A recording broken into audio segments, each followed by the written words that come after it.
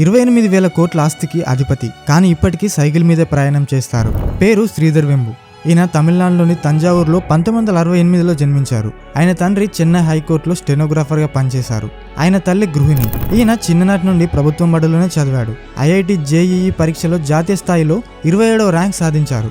ఆ తర్వాత ఆ పై చదువులను ప్రిస్టన్ యూనివర్సిటీలో పూర్తి చేశారు. చదువు పూర్తయిన వెంటనే 1994లో క్వాల్కామ్లో పనిచేశారు. అయితే ఆయనకు చిన్నతనం నుంచి ఒక స్టార్టప్ కంపెనీని ప్రారంభించాలని కోరికుండేది.